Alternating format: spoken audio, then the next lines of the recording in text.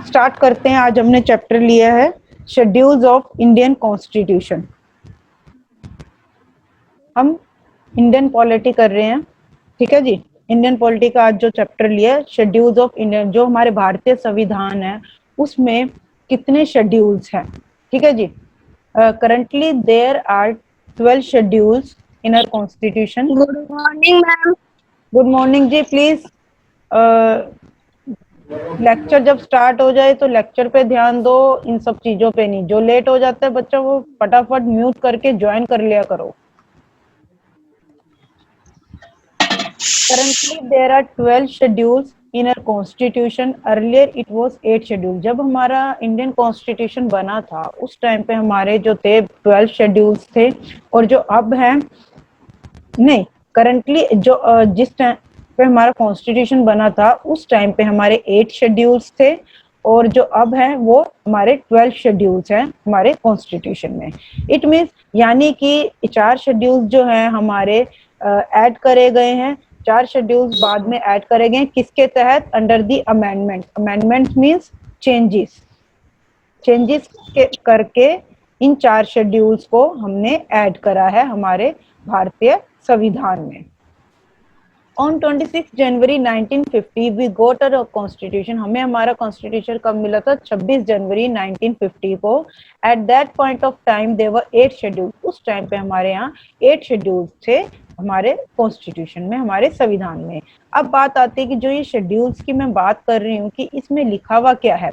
Under these schedules government and bureaucratic activities are written. यानी कि जितनी भी हमारी कॉन्स्टिट्यूशनल पोस्ट है या जितनी भी हमारी गवर्नमेंट पोस्ट हैं उसमें उनकी क्या एक्टिविटीज है, क्या काम करते हैं और किस तरीके से उनके बारे में इन शेड्यूल्स के अंदर लिखा हुआ है। सबसे पहले हम ये चीज बताएंगे कि इधर शेड्यूल्स लिखे हुए, इस टेबल को ध्यान से देखना, ये बहुत ही इंपॉर्टेंट है। जो आपके हमारे जो 12 शेड्यूल्स है वो सारे के सारे इसी के ऊपर ही डिपेंडेंट है। देखो, फर्स्ट से लेके 12 तक शेड्यूल मैंने मेंशन करे हुए। अब जो ये चीज है ना, सिंगल वर्ड USORS4, ये मैंने एक शॉर्ट ट्रिक बनाई है, ठीक है। वो शॉर्ट ट्रिक क्या है? इधर देखो इस पेज पे, फिर हम टेबल करते हैं। US और S43 are prime minister, PM, ठीक है। आप याद कर सकते हो प्राइम मिनिस्टर। अब हम इस जो शॉर्टकट है इसकी हेल्प से हम ये जो शॉर्टकट ट्रिक है हम करेंगे। US और S43 आर प्राइम मिनिस्टर। देखो अब इन चीजों से है क्या। U स्टैंड्स फॉर, हमारा जो फर्स्ट शेड्यूल है उसमें हमारी U से यूनियन की बात करी गई है। सेकंड शेड्यूल में हमारी S से सैलरी की बात करी गई है। थर्ड शेड्यूल में O से ओथ की बात करी गई है। US और S43 आर प्राइम मिनिस्टर, ठीक है। इस तरीके से करा हमने। देखो नेक्स्ट हमारा फोर्थ शेड्यूल आता है। फोर्थ शेड्यूल में हमने आर से, R stands for Rajya Sabha seats.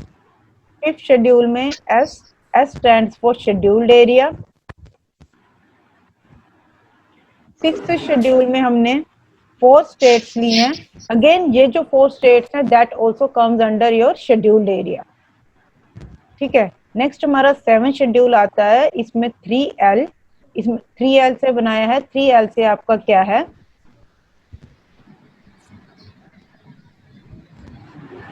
देखो फर्स्ट L हमारा लिस्ट, सेकंड L से हम मेरा है लैंग्वेजेस, ठीक है। और जो थर्ड L है उससे मेरा आएगा लैंड रिफॉर्म्स, ठीक है जी। अब आता है, अब जो हमारा लिस्ट आता है वो हमारा 7 शेड्यूल में आएगा। लैंग्वेज हमारी 8 शेड्यूल में आएंगी और लैंड रिफॉर्म्स का जो आएगा वो हमारा 9 शेड्यूल, ठीक है जी। नेक्स्ट आता है हमारा लैंग्वेजेस होगी, लैंड रिफॉर्म्स भी हो गया हमारा। देन आता है हमारा 10th शेड्यूल। 10th शेड्यूल में बताया गया है एंटी इलेक्शन लॉ, ठीक है। 11th शेड्यूल में हमारा क्या है? P stands for panchayat. 12th schedule में एम स्टैंड्स फॉर म्युनिसिपैलिटी। तो इस तरीके से इन इन चीजों के बारे में बात करी गई है हमारे 12 शेड्यूल्स में, और इसकी एक्सप्लेनेशन अभी हम आगे देखेंगे कि किस तरीके से। ठीक है, आई होप आपको ये टेबल जो है वो क्लियर हुआ होगा। ठीक है, आगे चलते हैं। मैम 7 के बाद समझा दीजिए मैम फिर से। Okay okay okay okay, next आता है आपका 7th के बाद बच्चे का डाउट था कि क्या है। ठीक है, 7th के बाद देखो मैंने 3L से एक चीज बनाई है, लिस्ट, लैंग्वेजेस, लैंड रिफॉर्म्स। जो 7th है हमारा लिस्ट, 7th शेड्यूल में हमारी लिस्ट की बात करी गई है, 8th शेड्यूल में मेरी लैंग्वेजेस की बात करी गई है, 9th शेड्यूल में मेरी लैंड रिफॉर्म्स की बात करी गई है। अब आता है 10th शेड्यूल में एंटी डिफेक्शन लॉ। ये मैं अभी आगे एक्सप्लेनेशन में बताऊंगी कि क्या है, लिस्ट क्या है ये भी मैं आगे एक्सप्लेनेशन में बताऊंगी। 11th शेड्यूल में P for panchayat, 12th schedule में एम स्टैंड्स फॉर म्युनिसिपैलिटी, इसकी बात करी गई है। अब देखो, अब जो ये 12 के 12 शेड्यूल है, हम एक एक करके इनको डिस्क्राइब करेंगे कि क्या क्या चीज क्या क्या बात करी गई है। सबसे पहले आता है हमारा first schedule, which means union. पहला हमारा यू था, तो यू स्टैंड्स फॉर यूनियन। अब हमारी जो कंट्रीज में, हमारी जो कंट्री है उसमें जितनी भी स्टेट्स हैं, जितनी भी यूनियन टेरिटरीज हैं, वो सारी की सारी हमने फर्स्ट शेड्यूल में लिखी गई हैं। ठीक है, यूनियन में हमारा क्या लिखा गया है, जितनी भी हमारी स्टेट्स हैं, जितनी भी हमारी यूनियन टेरिटरीज है, उनके बारे में इस शेड्यूल में लिखा गया है। नेक्स्ट हमारा आता है second schedule, which is related to salary. ठीक है, अब इस शेड्यूल में क्या होता है, under this the constitutional post, जितनी भी हमारी संविधानिक पोस्ट है उनकी सैलरीज, जैसे president, vice president, then controller, auditor general और जजेस are written in this schedule. जो भी इनकी सैलरीज है उसके बारे में हमारा सेकंड शेड्यूल में लिखा हुआ है। किन किन की salaries, president, vice president, controller and auditor general और जजेस, उनकी सैलरी के बारे में यहाँ पर लिखा हुआ है under second schedule. Third schedule हमारा आता है ओथ। ओथ मीन्स शपथ लेना, ओथ मीन्स शपथ लेना। ठीक है जी, थर्ड शेड्यूल हमारा ओथ से। Under this schedule who administer the oath of president, vice president, यानी कि थर्ड शेड्यूल में ये है कि प्रेसिडेंट, वाइस प्रेसिडेंट और जजेस को शपथ कौन दिलाएगा, ये हमारा आएगा थर्ड शेड्यूल में। कि जो हमारे प्रेसिडेंट हैं जैसे इलेक्ट होके वो बनते हैं, देन हमारे वाइस प्रेसिडेंट जो देश में बनते हैं, या जो हमारे जजेस बनते हैं, तो इन लोगों को शपथ कौन दिलाएगा, दैट इज थर्ड शेड्यूल में, इसके बारे में बात करी गई है। देन हमारा आता है fourth schedule, that is related to Rajya Sabha seat. अब जो हमारा फोर्थ शेड्यूल है वो राज्यसभा की सीट से रिलेटेड है। इसमें क्या है कि under this schedule Rajya Sabha seats are written, कि राज्यसभा की कितनी सीट्स हैं वो हमारे फोर्थ शेड्यूल में लिखी गई हैं। नेक्स्ट हमारा आता है fifth schedule. Fifth schedule that is scheduled area. Under this scheduled tribes are included, which means those who are not involved in socio-economic activity। सबसे पहले हमें ये पता होना चाहिए कि जो हमारा शेड्यूल्ड एरिया क्या है। शेड्यूल्ड एरिया वो होता है कि जो लोग हमारे सोशल और इकोनॉमिक, सामाजिक और आर्थिक एक्टिविटीज में पार्ट नहीं ले पाते, वो हमारे शेड्यूल्ड एरिया के अंडर आते, जैसे कि एसटी, एसटी ये लोग इसमें इंक्लूड होते हैं कि जो मतलब सामाजिक चीजों में इन्वॉल्वमेंट नहीं लेते हैं, पार्टिसिपेट नहीं कर पाते हैं, आर्थिक कमजोरी होने के कारण, इकोनॉमिकली वीक होने के कारण। ठीक है, तो उन लोगों को शेड्यूल ट्राइब्स बोला जाता है। ठीक है, और ये इन चीज को क्या बोलते हैं, शेड्यूल्ड एरिया। तो हमारा फिफ्थ शेड्यूल है वो शेड्यूल एरिया के अंदर आता है। नेक्स्ट हमारा आता है सिक्स्थ शेड्यूल। सिक्स्थ शेड्यूल यहाँ पर हमने 4 स्टेट्स की बात करी गई है। Under this 4 states are included those who belongs to scheduled area। ये वो चीज है जहाँ पर 4 स्टेट्स हमने लिए हैं जिनको हमने कंप्लीटली डिक्लेयर कर दिया है कि भैया ये चारों की चारों स्टेट्स हमारे शेड्यूल्ड एरिया के अंडर आती हैं। कौन कौन सी? सबसे पहले शेड्यूल नहीं समझ में आया। हाँ बता देती हूँ असम, त्रिपुरा, मेघालय एंड मिजोरम। इसकी आप ट्रिक भी याद कर सकते हो, ATMM या फिर ATM स्क्वायर, कुछ भी बना सकते हो। देखो शेड्यूल्ड एरिया वो होता है जहाँ पिछड़े हुए लोग होते हैं, जहाँ हमारे जो रिजर्व कैटेगरी के लोग होते हैं जैसे SC ST, जो हमारी सामाजिक और इकोनॉमिक एक्टिविटीज में पार्ट नहीं ले पाते हैं, that is your scheduled area. अब क्लियर होगा आई होप आपको समझ आ गया। अब शेड्यूल एरिया बता दीजिए। बेटा वही बता रही थी, ध्यान से सुन लो, वही बताया मैंने, रिपीट भी कर दिया है। शेड्यूल्ड एरिया वो होता है जो हमारे देश में जो पिछड़े हुए लोग होते हैं, पिछड़े हुए लोग किस चीज में, सामाजिक तौर पे वो पिछड़े हुए होते हैं, आर्थिक तौर पे वो पिछड़े हुए होते हैं। फॉर एग्जाम्पल हमारे SC होते हैं, शेड्यूल कास्ट होते हैं, शेड्यूल ट्राइब, रिजर्व कैटेगरी में जो लोग आते हैं, that comes under schedule area. ठीक है, अब क्लियर हुआ? Yes ma'am. ओके, अब देखो ये शेड्यूल हमारा 6 शेड्यूल है। यहाँ पर क्या करा गया, इस शेड्यूल में ये लिखा गया कि हमारी 4 स्टेट्स हैं, under this 4 states are included those who belongs to scheduled area, Assam, Tripura, Meghalaya और मिजोरम। इन 4 स्टेट्स को शेड्यूल्ड एरिया के अंडर डिक्लेयर कर दिया है। नेक्स्ट हमारा आता है 7th शेड्यूल। 7th शेड्यूल हमारा किससे रिलेटेड है, that is related to list. ये मैंने आपको बताया था कि लिस्ट से रिलेटेड है। अब यहाँ पर शेड्यूल का मतलब क्या है, अब हमारे जो होती है वो 3 लिस्ट होती हैं। देखो 3 लिस्ट कौन कौन सी होती हैं, यूनियन लिस्ट, देन हमारी नेक्स्ट आती है स्टेट, देन हमारी आती है कंकरेंट। अब लिस्ट में हमारी 3 चीजें इंक्लूड हैं, एक हमारी यूनियन लिस्ट, एक हमारी स्टेट और एक हमारी कंकरेंट लिस्ट। यूनियन में क्या आता है, स्टेट में क्या आता है, वो सब। यहाँ पर यूनियन में जो है हमारी सेंटर को अथॉरिटी होती है डिसीजन लेने की, लॉ बनाने की। ठीक है, स्टेट में हमारी क्या होती है, स्टेट को अथॉरिटी दी जाती है, स्टेट में हमारी स्टेट को अथॉरिटी दी जाती है, स्टेट गवर्नमेंट लॉ बना सकती है। ठीक है, यूनियन में सेंट्रल गवर्नमेंट हमारी लॉ बनाएगी, स्टेट में हमारी स्टेट गवर्नमेंट लॉ बनाएगी, और कंकरेंट में हमारी प्लस स्टेट दोनों बनाएगी। ठीक है जी, union and state government both will make laws, किसके अंडर, कंकरेंट में, यूनियन में सेंटर, स्टेट में स्टेट गवर्नमेंट। ये हमारा 7 शेड्यूल में आता है लिस्ट के अंदर। नेक्स्ट हमारा आता है 8th शेड्यूल। 8th शेड्यूल में हमारा आता है लैंग्वेजेस। अब अंडर दिस 22 ऑफिशियल, हमारे देश की जो 22 ऑफिशियल लैंग्वेजेस है उसके बारे में हमारे 8th शेड्यूल में लिखा गया है, अंडर 8th शेड्यूल। ठीक है, हमारा 8th शेड्यूल लैंग्वेजेस से रिलेटेड है और यहाँ पर 22 ऑफिशियल लैंग्वेजेस लिखी गई हैं।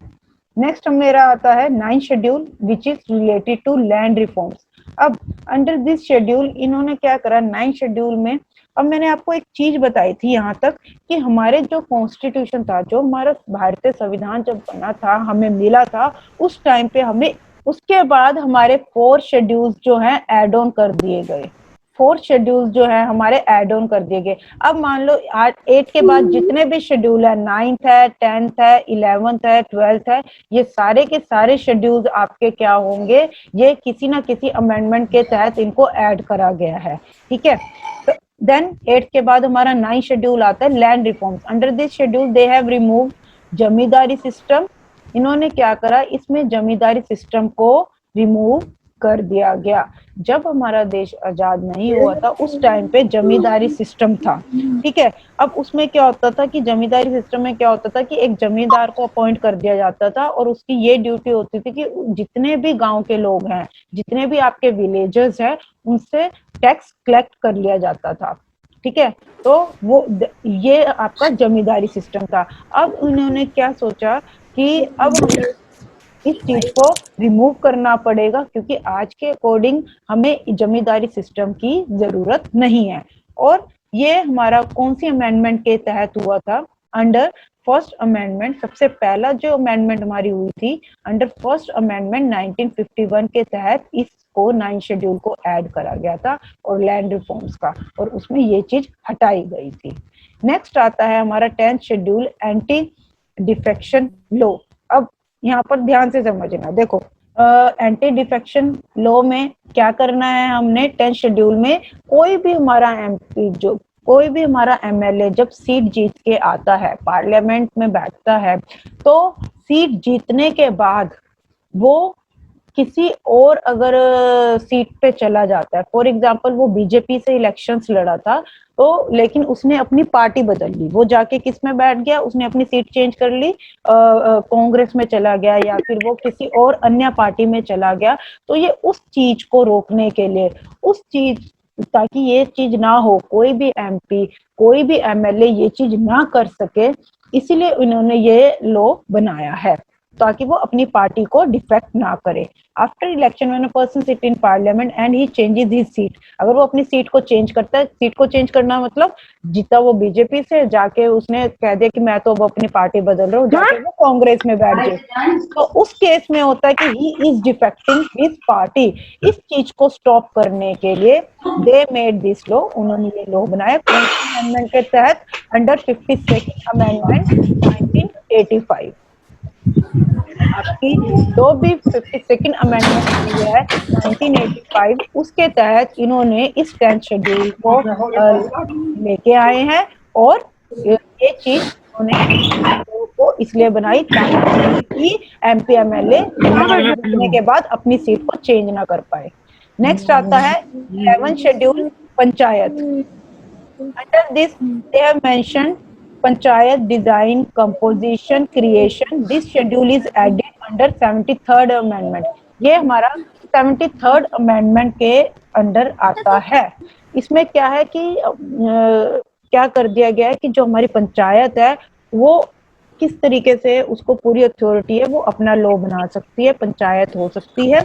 आपके गांव में जैसे देखा होगा जिनमें पंचायत होती है, तो वो एक गवर्नमेंट एक चीज है वहां। 12th schedule, municipality. ये अब 12th शेड्यूल में अब क्या हुआ कि जैसे कि आपने देखा कि गवर्नमेंट ने पंचायत के ऑर्डर दे दिए कि ठीक है भैया, विलेजेस में आप अपनी पंचायत बना सकते हो, उसका क्या डिजाइन होगा वो आप देखो कि किस तरीके से आपको पंचायत में करना है।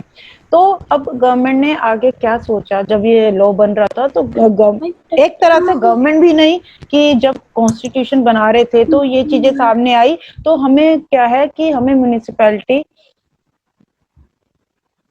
जो हमारे हमें अब 12th शेड्यूल में क्या है कि हमें म्युनिसिपैलिटी, आपने कमेटीज देखी होंगी कि वो भी हम देंगे। तो वो यहाँ पर क्या है, जो हमारी म्युनिसिपैलिटी है ये अपने लॉज बना सकती है अपनी रिक्वायरमेंट्स के अकॉर्डिंग, और ये कौन से शेड्यूल के अंडर ऐड हुआ है? दिस इज 74th अमेंडमेंट के तहत ये चीज ऐड करी गई है। यहाँ पर आपके 12 के 12 शेड्यूल्स कंप्लीट हो गए हैं।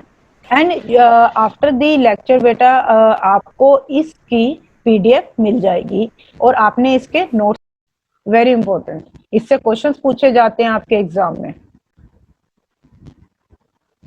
मैम एक डाउट है, मैम पूछ सकता हूँ? हाँ जी आदित्य, पूछो बेटा। मैम ये कॉन्स्टिट्यूशन में शेड्यूल्स मैम किस चीज के लिए बनाए गए थे? मैम क्यों बनाए गए थे? बेटा ये जो शेड्यूल्स है, जैसे कि मैंने फर्स्ट स्लाइड में भी बताया था कि हमारे जो गवर्नमेंट है, हमारे जो ब्यूरोक्रेटिक ऑफिशियल, जितने भी गवर्नमेंट ऑफिशियल है, वो किस किस तरीके से काम करेंगे, तो वो इन 12 शेड्यूल्स के बारे में बताया गया। जैसे कि ठीक है आदित्य, बेटा क्लियर हुआ कि हम शेड्यूल में किस चीज के बारे में बात करें, गवर्नमेंट के बारे में और ब्यूरोक्रेटिक, ठीक है? क्लियर हुआ आदित्य? Yes ma'am. ओके बेटा। हाँ जी मैम अगर कोई शेड्यूल या कोई लॉ बनता है तो मैम सबसे पहले मैम गवर्नमेंट से पूछ के बनाया जाता है ना। बेटा, क्या होता है, इसका एक प्रोसीजर होता है। जब भी कोई लॉ बनता है वो आपका आएगा बेटा राज्य पार्लियामेंट वाला एक चैप्टर, स्ट्रक्चर ऑफ पार्लियामेंट। उसमें क्या होता है कि सबसे पहले आपका जो बिल आता है, कोई भी लॉ बनता है इस तरीके से बनता है, सुनना। सबसे पहले लोकसभा में आता है, लोकसभा से उसको हाँ मिलती है, देन आपका राज्यसभा में जाता है, राज्यसभा के बाद आपके जो हमारे देश के प्रेसिडेंट है उनके पास जाता है। हमारे जो देश के प्रेसिडेंट है, अगर वो साइन करेंगे तो वो चीज लॉ में कन्वर्ट हो जाएगी, वो हमारा लॉ बन जाएगा। ठीक है, सबसे पहले हमारा लोकसभा में जाता है। कोई भी हमने चेंजेस करने हो, कोई भी चीज हमने ऐड करनी हो या फिर रिमूव करनी हो, कुछ भी करना हो, चाहे हमने ऐड करना हो चाहे हमने रिमूव करना हो हमारे कॉन्स्टिट्यूशन में, तो सबसे पहले वो चीज हमारी लोकसभा में आएगी, लोकसभा से पास होके देन राज्यसभा, राज्यसभा के बाद फाइनल जो होगा हमारे जो प्रेसिडेंट है वो साइन करेंगे। जब वो साइन कर देंगे तो वो चीज पास हो जाएगी। क्लियर है? ये डाउट भी क्लियर है बच्चे का? Yes ma'am. मैम 18+ के बाद ही कर सकता है ना? बेटा 18+ is your voting as.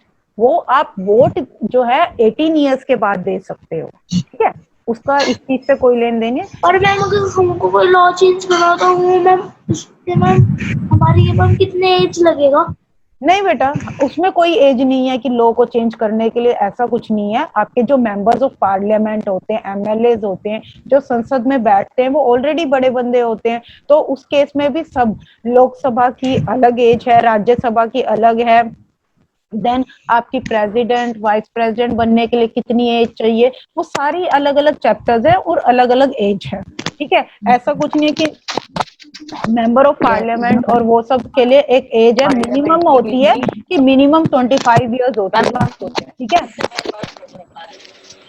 Ma'am इस तरीके से होता है। मैम बेटा 1 बाय 1 पूछो, सारे बच्चों के मैम डाउट्स नहीं ले सकती मैं।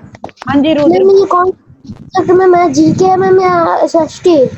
बेटा आपका मैं जो तैयारी करवाऊंगी, कॉम्पिटिटिव की तैयारी करवाऊंगी, जो भी आपका सैनिक स्कूल का आप पेपर भरोगे या आप आरएमएस का पेपर भरोगे, राष्ट्रीय स्कूल, या और दूसरे भी जो भी पेपर गुरुकुल वगैरह जिनके भी आप भरोगे, मैं उसकी तैयारी करवाऊंगी। तो आपके जीके में आपकी जीके भी आएगी और आपकी एसएसटी भी, एसएसटी में आपकी हिस्ट्री है, जैसे इंडियन पॉलिटी है, तो वो सारा आएगा, तो वो सारा करवाऊंगी मैं। एनसीईआरटी तो वाला मैम तो मैम जीके पर में। मैम सारा हाँ जी पूछो। मैम पार्लियामेंट में कितने मेंबर्स होते हैं? वो बेटा जो आपका पार्लियामेंट में प्रॉपर बात होगी कि पार्लियामेंट में भी ये नहीं होता कि इंटायर पार्लियामेंट में ये होगा कि आपका लोकसभा के कितने मेंबर्स हैं। ठीक है, देन आपके जैसे लोकसभा में 545 टोटल मेंबर्स होते हैं, देन आपके राज्यसभा होती है, उसमें आपके अलग होते हैं। तो इस तरीके से हर चीज अलग अलग, पूरी हम चैप्टर्स है वो सारे करेंगे इंडियन पॉलिटी के, तो उसमें आपको सारी चीजें क्लियर होंगी। ये एक प्रॉपर चैप्टर्स है।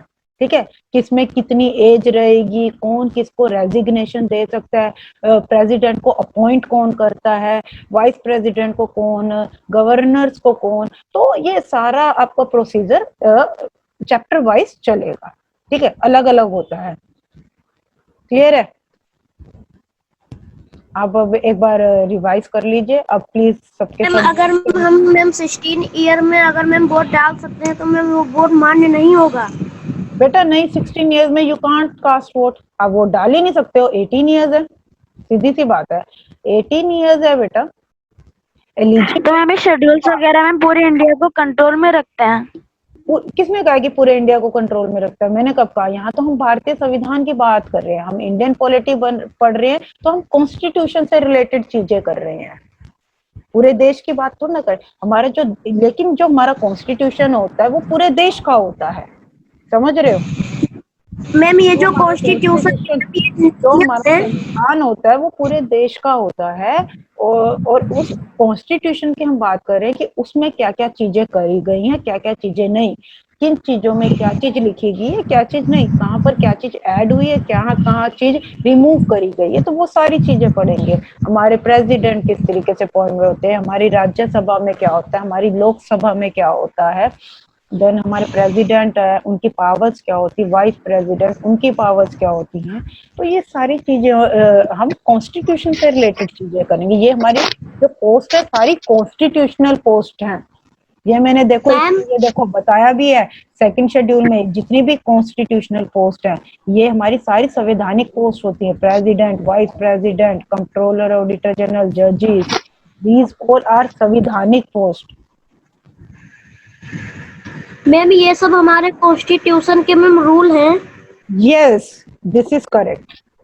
ये हमारे कॉन्स्टिट्यूशनल के रूल हैं कि हमारे कॉन्स्टिट्यूशन में किस तरीके से चीजें ऐड ऑन करी गई हैं, क्या क्या लेके आए हैं, किस शेड्यूल में क्या क्या हम काम कर सकते हैं, क्या क्या लोगों को फैसिलिटीज हैं, वो चीजें हैं। इस वीडियो को लाइक करें, हमारे चैनल को सब्सक्राइब कर बेल आइकन जरूर प्रेस करें हमारी न्यू वीडियो सबसे पहले देखने के लिए।